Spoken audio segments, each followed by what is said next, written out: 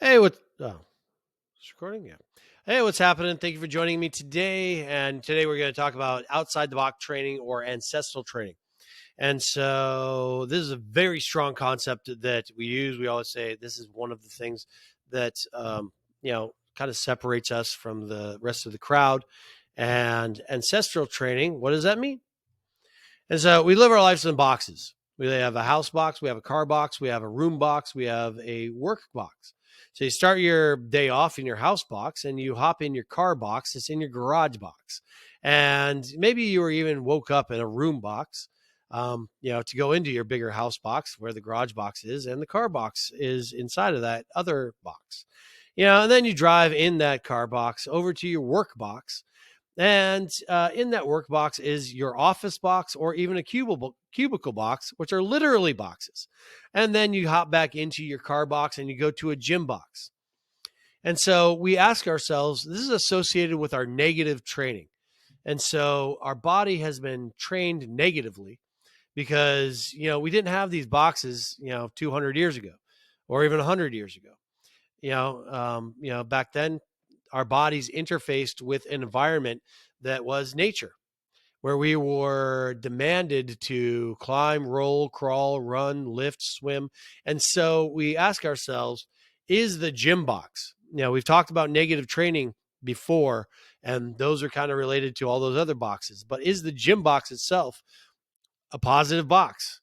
And I would postulate that it could be a positive tool, but we have to intentionally make it so, because honestly, the things that are in that gym box, are they related to the non-box world that our body was designed to interface with? That we were designed to climb, roll, crawl, run, lift, objects and swim. Is it like that? Well, are these machines and are these heavy compressive weights and all of that, are they what's meant to make our bodies more adapted to that box? And so making those adapted to that box, that's what we call ancestral training, because we're doing it as related to how our ancestors' physiology would have changed over time to evolve us to be able to do those things today. And so we say, okay, really, what do we want to do to train in that way? Well, our activities should be something more akin to gymnastics and calisthenics, athleticism, being able to move the feet, throw balls, catch and kick and throw and all that kind of stuff.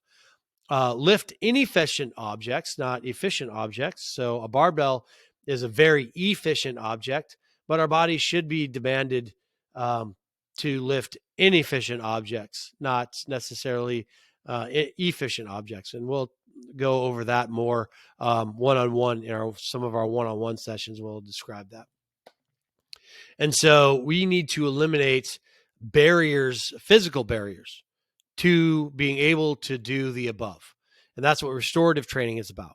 Making sure that, if we have negative training on our body due to overtraining or undertraining, that we're able to restore the function to a level that we can perform gymnastics and athleticism and lift inefficient objects, and so, and swim and walk and hike and run.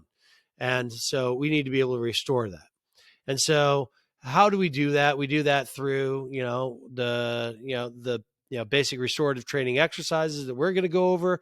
But outside of that, you're going to, we might do hot and cold therapy or altitude therapy or heat or vibration and all that kind of stuff. And so this is just kind of introduce you to the concept of trying to shift your frame of thinking from inside that gym box is what you do to train and develop the body, to the really it needs to be more attuned to something that you might do at a park, or you might do on the trail, or you might do even in your backyard.